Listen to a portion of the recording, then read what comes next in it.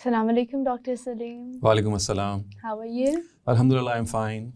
So last time we left our discussion in a very interesting point, and in which we were discussing, we started from the art of correction, then about young adults and how it's the age of rebellion and individualism, humanism, and all those things.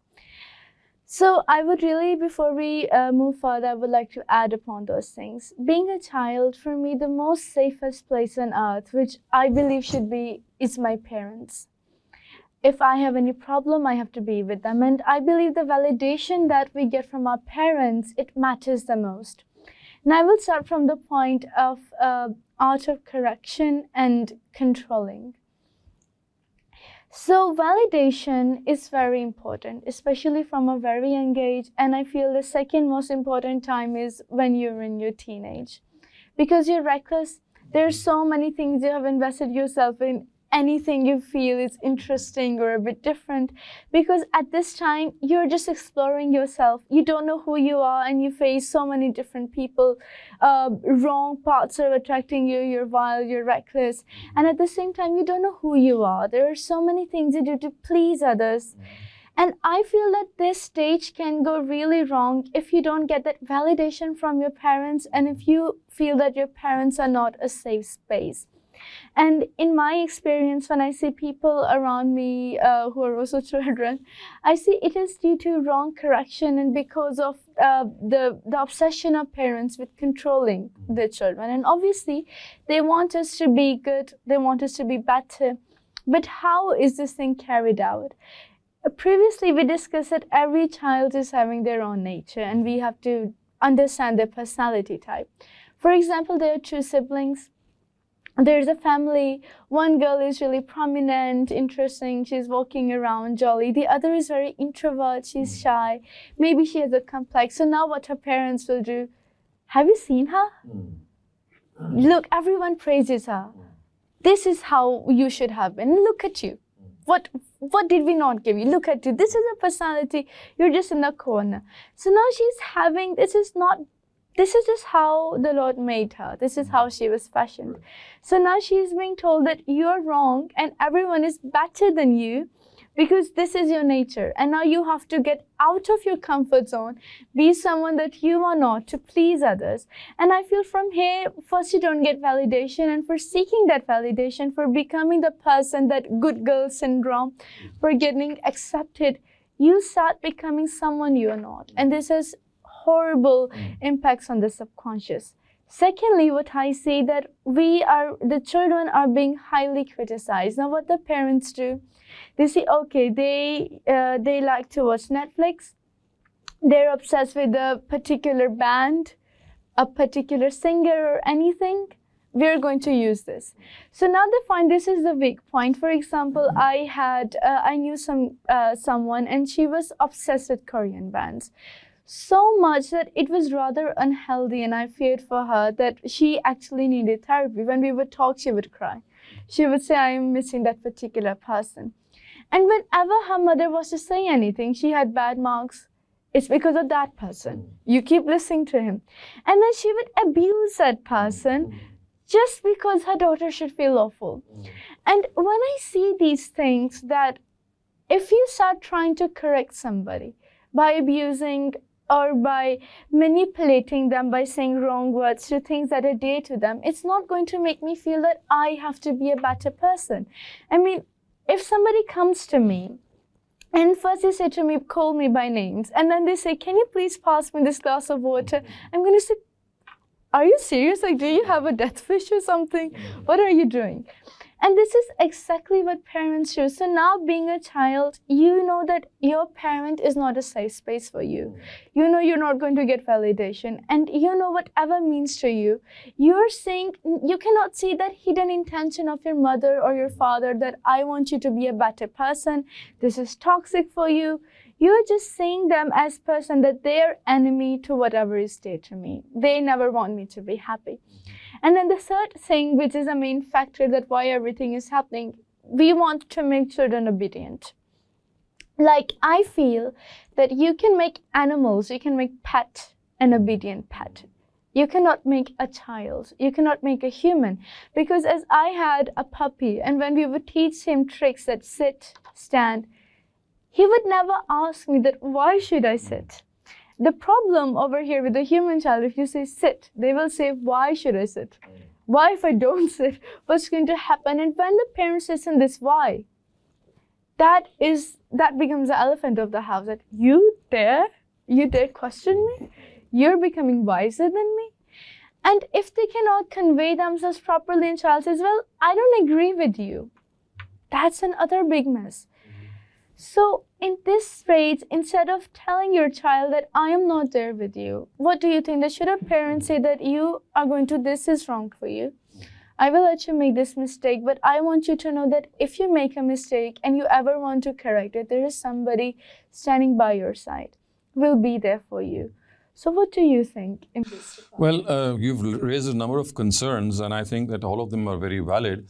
But I'll start off with one very important area, which again, we Desi parents, we tend to miss out. And I think that this is the starting point of actually trying to make your children into very worthy and contributing individuals. And that is that if at the very onset of teenage, or maybe a little before that, there is this thing which we call discovering the talent of your young child, the aptitude of your young child. What exactly is the inner inclination of your young child? So you see, you must have heard of Socrates. He famously said, know thyself. So this is like a process of self-discovery. Children, maybe, or young adults who are 12 years of age, 13 years of age, they might not be very conversant or well-versed with what they are from inside. But it is here that the parents and the school system can step in and make the child go through a voyage of self-discovery.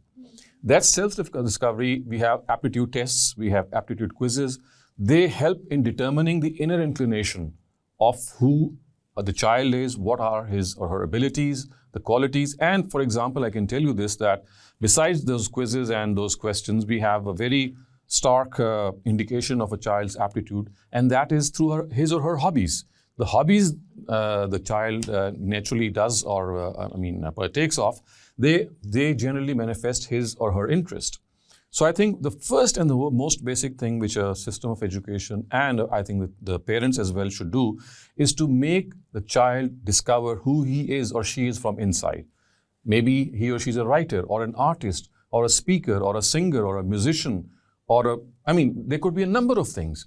So these small aptitude tests, they actually at a very young age make the child realize that now this is a thing that if you are able to perfect in yourself, you can really work wonders. You can move mountains. This is very interesting, but I would like to pose a question over here that if, for example, a parent sees, as let's take girls, for a girl, in order to survive, what the Desi mindset says that she has to be good in household, she has to be good-tempered, and she has to know how to deal with people and others. Maybe there is a girl of different aptitude. She is not so good in household. She feels that, no, this is not made for me. She is a writer, or maybe she's a musician. Now, what her parents will do, they will say, you're not good in grades. You don't know how to have house chores. And what you do is write some fancy stories. So these stories are not going to help you in this future. These skills are. And instead of boosting those skills, they negate them. They tell her that this is absolutely trash and useless. And although their intention is good, they just say what you cannot do is important, and this is the reason the things you're good at for your demise. So that's what I'm saying. You see, if the parents, instead of being ambitious for their own selves, they have their own life, they played with their own life, and they have done what they might have liked with their lives. Now it's the life of their child that we are talking about. So let the child go through this voyage of self-discovery. You see, we don't allow the child or give that child the feeling that, well, you can do this thing. And I think that I can give you an example. Look at a seed. It's a very small thing. But when you sow the seed, you give it water, when you give it manure, the seed sprouts and it becomes a whole tree. So the talent that all of us have is in the form of a seed. And if it is discovered at the right time, you contribute to it, you nurture it, you groom it, you polish it, that talent is going to grow. And just as that small seed became a tree, your own talent can become something really contributing to society. So I think this is one area that our society, our parents, our teachers, they need to become alive to, that we have to find out what our child is from inside. He does not need to be an Einstein or a Newton or a Kant or an AD or any outstanding individual, because you see, these are God-gifted, exceptional individuals. But God does not, let anyone go without any talent. It might be at a lesser, potency, but that talent is still there. So all that we need to do is have that talent discovered, and if it is discovered at the right time, maybe at the onset of teenage, of adolescence, and then we provide our child with the environment and the surroundings in which that talent can be nourished and can be groomed. I can tell you how fulfilling it will be for the child, because you see, when you are achieving something on the basis of your talent, it gives you tremendous satisfaction. You feel that encouragement and that boost. So one thing that we as parents must try to do always, and by the way, it's never too late if you've not done this at the teenage, even if our child has now grown up, this is one help that we can offer them, because this is where we are lacking, and we are not realizing that if our child is not going in the right way, maybe he's making some mistakes. More often than not, the reason is that he has chosen a wrong profession or a wrong line without actually assessing who he is. So normally what we do is, we see that what's going on in society as a fashion, and we start following that. It should be the reverse. You follow your own passion. That passion should become your profession, if at all. Otherwise, what we will do is that passion and fashion, there will be two different things that we have trying to, wed together, and that's not going to happen normally. The second important thing, as you said in your introduction also, that's going to be also very fulfilling and helpful, is to teach your child the value of critical thinking. And that is by encouraging your child to ask as many questions. Your child may be having, the children again, some children are very inquisitive, others are reticent, they might not be ending up asking questions. But on most occasions, if you encourage your child and raise the right questions, he will also or she will also respond by answering or maybe raising more questions. So the second thing is to encourage this critical thinking faculty, which every child already has. All that you need to do is to stimulate it. All that you need to do is make it go. It's like something which is at times below that surface level. You need to just bring it up the surface level. And the best thing is that you talk to your child, you ask questions, and let your child ask questions, and tell your child that don't take things for granted. Question everything. It could be a scientific fact, and more so in religion. You see, one of the things that we have to teach our children is that religion is something that is always going to tell you why we need to do a certain thing, why we need to abstain from certain things, and why do we need to adopt certain things. So as educated parents, if we are able to inculcate this thinking in them, that whatever you accept, but even before that, as parents, we also need to understand that when we ask our children to do certain things, we must argue in favor of them. Yes. We must reason out in favor of them and tell them that this is the reason. Because you see, as you might be agreeing with this as well, that religion is so close to our human nature, to our own selves. It's so dear and so something that we are so, we leap up to it. If we present the right reasoning, the other person is just going to accept it as if it's like a given to that person. So discover the right reasoning, the right thing for your child, and encourage this critical thinking aspect as much as you can. But on this thing, there's another great barrier, especially when it comes to religious questioning. If a child, for example, a mother or father says to the child, offer prayer, say the Quran, they will say, why should I offer prayer? For them, prayer is that I am playing, I'm watching something, and I have to stand and I have to say some words I don't know the meaning about. And instead of, or something they read in the Quran, and when they question it, the parents are like, oh, you're going to go to hell, hurry up, seek forgiveness from Allah, how dare you do this? And it's really horrified that how could you question God? So we are already shutting that question, that portion, and the parents and the usually Muslims, they use this verse of Surah Mulk, that those people who believe bil ghaib, in the hidden. So they misinterpret it in a very wrong way. That yes, and then وَقَالُوا سَمِعْنَا وَأَطَعْنَا, that we heard and we did it bil ghaib. So now this is a definition of a Muslim. So I really want you to shed some light on is it okay to talk about religion, and in what certain boundaries are there boundaries or are there not? Yeah. And just a small correction, it's in Surah Baqarah actually. Yu'minuna bil ghaib, the word Yes, occurs in this Surah is Baqarah. In Surah Baqarah. Oh, So it's okay. So you see, when the word is said yu'minuna bil ghaib, it doesn't mean that you have to believe blindly, which is of course generally the translation that people have understood or come to have understood about it, that when it is said that you have to believe in the ghaib, or iman bil ghaib as the expression goes, it just means that you just have to have blind faith. So on the contrary, if you look at this term, it actually means that you believe in certain things that you cannot see by actually being convinced of the arguments which are in favor. I have just opened up that expression. Otherwise, the exact meaning is that they believe in facts without seeing them, without witnessing them, on the basis of arguments. I mean, I will see something, of course, I'm going to believe it. But these are people who don't insist that I'm going to see something and then believe in it. Whenever they see smoke, they know it's going to be fire. They're not going to insist that, please show me the fire, because the smoke is already telling you there's a fire.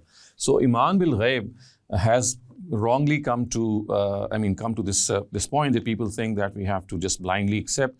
The fact is absolutely the opposite. You see, the Quran asks us to believe in things not in any dogmatic way, not as a dogma, but as a intellectually understood reality. If it says that you have to believe in the hereafter, which is something that we don't know is going to happen or not, so it will give you reasoning, it will provide you with arguments that why we think there is going to be a hereafter. Similarly, if it says that, well, there is a God. So Quran is, of course, it takes for granted that God is someone who's found in our own intuition, who's someone that we already have discovered. But in case people find it to be a reality that eludes them, then the Quran will tell you that what exactly belief in God entails, how we can absolutely get convinced that there is someone who's called a creator, and so on and so forth. So not only does the Quran reason out and argue in favor of these of the faith tenets, as we call them, but at the same time, even in matters, for example, as simple as why do we need to pray, for example, or what should be the political system of our society, and if it's, for example, shura, as the Quran calls it, which is almost the same as democracy, then why is it that the Quran insists that it should be based on shura? So in all these instances, in all these cases, the Quran always argues in favor of whatever it tells you, setting this example that as parents, that when we try to convince our children, when we try to make them realize what religion tells them, again, we need to argue in favor of a certain thing. If alcohol is prohibited, or for example, if we are to eat halal meat, then what exactly is the reason for that? So the reasoning part is so important that, it's so important that Surah Mulk, the surah that you just referred to, there's a verse which says, لَوْ كُنَّا نَسْمَعُ أَوْ نَعْقِلُ مَا كُنَّا فِي أَصْحَابِ السَّعِيرِ. Had we listened and used our aql and used our intellect, we would not have ended up in hellfire. It's like saying that we forsook our intellect and we have ended up here. Such is the importance of intellect, such is the importance of reasoning and how your mental faculties are going to help you in this matter. And unfortunately, what happens is that our parents have that do this or don't do this sort of a imperative or a non-imperative personality that they'd like to convey. And this is that Desi style of parenting that we need to once again revisit, once again make them realize that it's not going to work. It might have worked 30 years ago because of the environment, but it's not going to work. And it was even wrong at that time. But we put up with it. Now, the world is not going to put up with it, because you see, how can you force people to do something? You have to make them realize, because if you make them realize why they need to adopt certain things and give up certain things, the biggest thing that will happen is that thing will become an intellectually understood fact for that person. He or she will become mentally convinced. And the next thing that would happen is that person would be able to convey that thing to another person as well, because now you can argue and reason out in favor of something. In the case of a dogma, if someone believes something and I believe in something else, I don't have any common ground, because if I believe in something, I'm very strong in my belief and he's very strong in his belief. The only thing that can make that transfer take place is that if you can argue in favor of that. So in our terminology, in our understanding, religion is not a dogma. It's an intellectually understood reality. And maybe we can talk more about that in another program, in which some of the institutes of parenting are also also discussed in that background. Thank you so much, Dr. Saleem. This is really interesting that when Allah says, "Yakhshawna rabbahum bil ghaib," it does not mean that a blind following. Rather, it is more of an intellectual thing. And inshallah, we will continue our discussion in the next session. Thank you so much. My pleasure.